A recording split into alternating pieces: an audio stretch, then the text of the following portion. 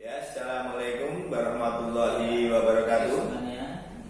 Selamat pagi semuanya. Saat ini masuk jam ketiga ya dalam pembelajaran online, di mana Semagas satu-satunya ya sekolah yang telah mendahului menggunakan aplikasi LMS ya.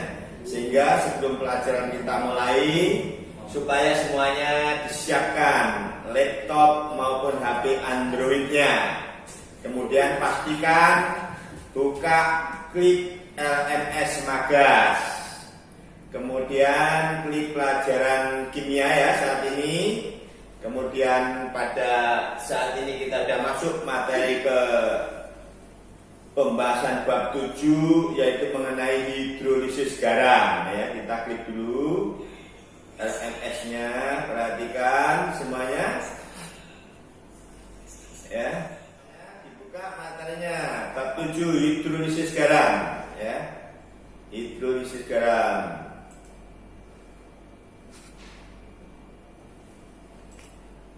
Ya, ini hidrolisis garam.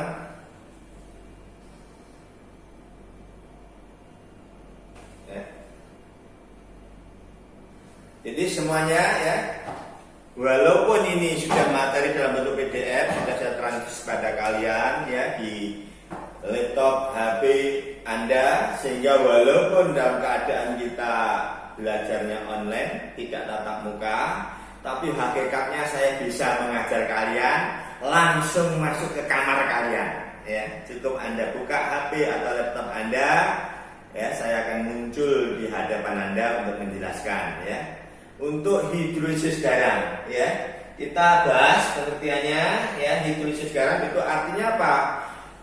Yaitu reaksi terurainya garam dalam air ya, dalam air. Tapi tidak semua garam itu bisa terurai, bisa terhidrolisis.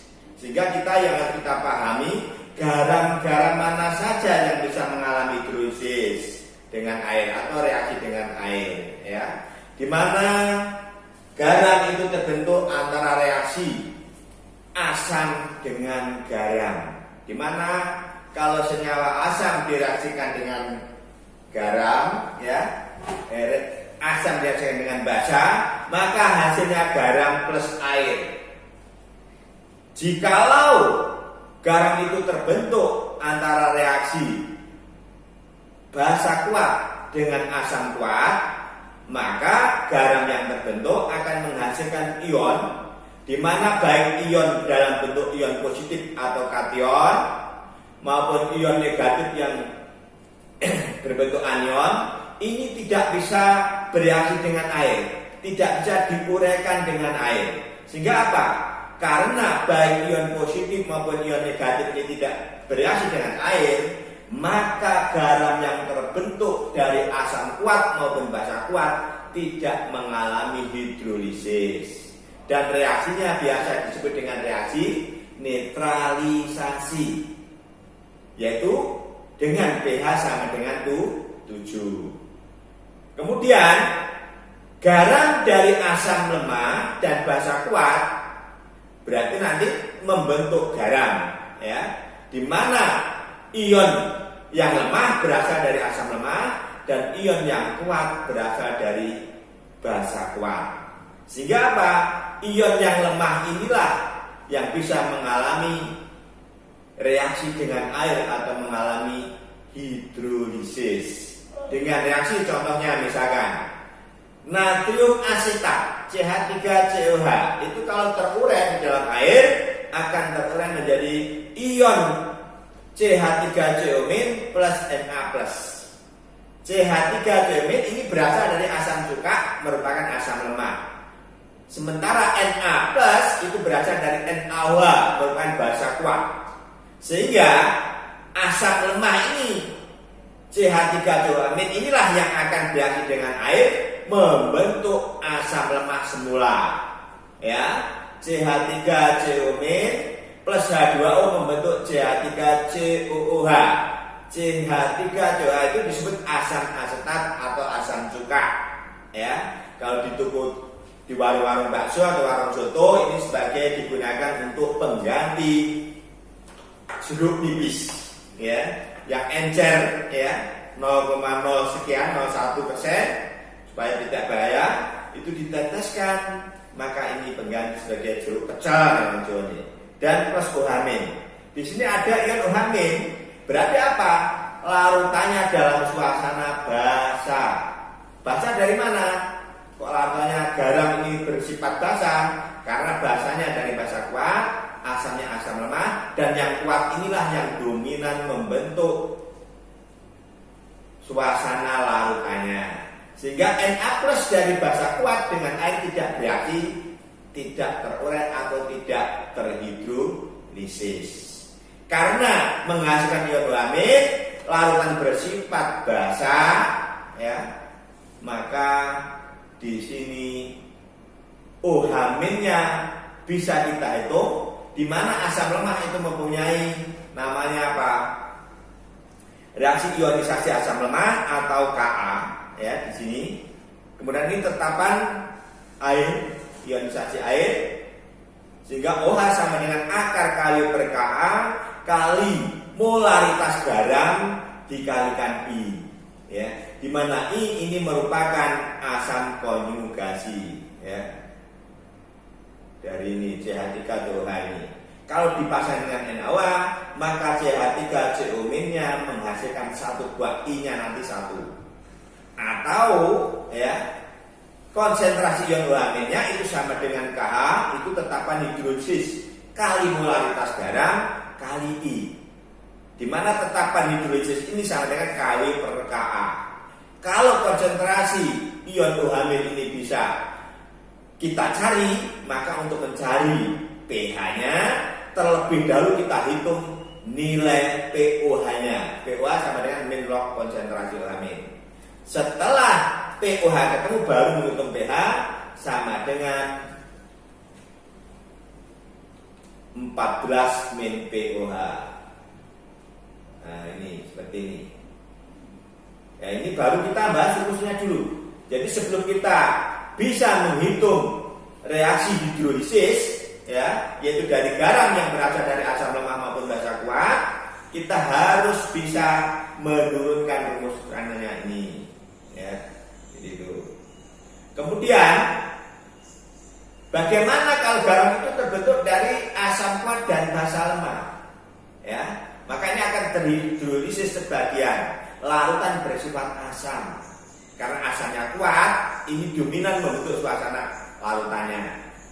Tapi ion dari asam kuat tidak bisa terurai atau mengalami hidrolisis atau reaksi dengan air. Sementara ion dari basa lemah ini mengalami hidrolisis atau bereaksi dengan air membentuk basa semula. Ini contohnya NH4Cl, amonium klorida. Dalam air terionisasi menghasilkan ion NH+, NH4+, plus Cl-. Cl-nya ini kuat, ion dari asam kuat. NH4+ ini ion dari basa lemah. Sehingga apa? Basa lemah, ya, di sini ion NH4+-nya akan bereaksi dengan air H2O membentuk basa semula, ya, itu NH3 plus H3O plus atau bisa menjadi NH4OH plus H+.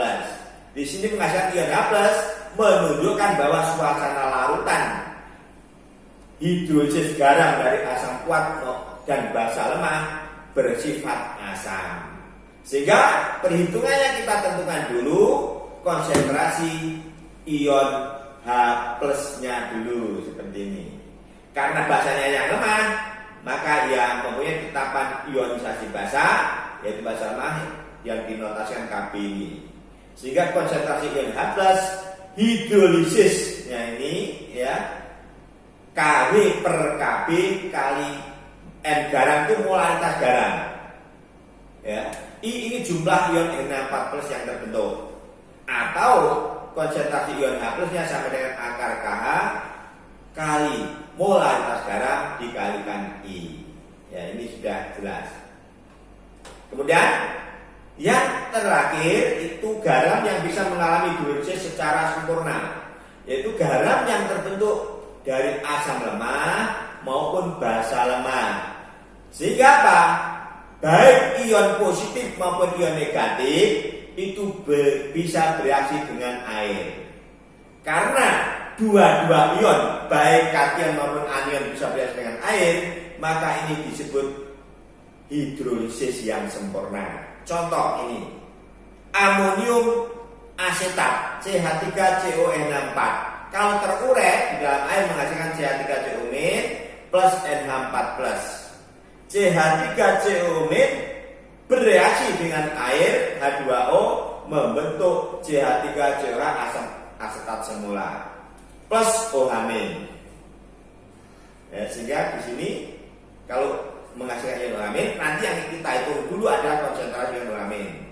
Sementara NH4+ bereaksi dengan air H2O membentuk NH3 plus H3O plus atau NH4OH plus H plus, ya, dengan ketentuan jika Ka lebih besar Kb, ini tetap ionisasi asam. Ka itu lebih besar dari Kb, tetap ionisasi basa, maka larutan bersifat asam karena Ka-nya lebih besar. Sebaliknya, jika Ka sama dengan Kb imbang, maka larutan bersifat netral. Kalau netral berarti pH-nya sama dengan 7. Tapi kalau Kb lebih besar daripada Ka, maka larutan bersifat basa. Nah, ini. Nah, rumusannya seperti ini. Kita bisa menghitung karena baik kation maupun anion bisa mengalami hidrolisis. Kita bisa menghitung berdasarkan jumlah ion H+ maupun berdasarkan ion OH-. Berdasarkan ion H+, ya, berarti di sini konsentrasi ion H+ sama dengan Kw dikalikan Ka per Kb. Kalau berdasarkan konsentrasi ion OH-, ya, maka sama dengan Kw per Kb kali Ka. Kalau nanti dalam bentuk soal sudah diketahui, maka kita masukkan sesuai dengan data yang diketahui, baru kita bisa mengadakan perhitungan lebih lanjut. Jadi untuk pertemuan ini, saat ini kita membahas teori, menjelaskan tentang rumus, maka pertemuan yang akan datang nanti kita membahas bagaimana membahas soal-soal hidrolisis dengan mudah, dengan cepat, ya, sehingga kita tidak menganggap bahwa kimia itu sulit, ya. Mungkin pertemuan saat ini kita akhir sampai di sini, ya. Semuanya supaya nanti tetap, ya, semua dirangkum, kemudian setelah dirangkum dibaca berulang-ulang, ya. Satu kali nggak paham dibaca 2 kali, 2 kali belum paham 3 kali, 4 kali sampai 5 kali. Kalau berkali-kali nggak paham itu namanya takdir, ya. Anda harus sabar dengan takdir Anda masing-masing. Ada kurang lebihnya, kita mohon maaf yang sebesar-besarnya. Tetap semangat belajar, ya, kimia selalu ada di hati. Kalau tidak semangat belajar kimia, ingat gurunya yang selalu tersenyum pada Anda akan menambah motivasi belajar Anda. Sekian, Assalamualaikum warahmatullahi wabarakatuh.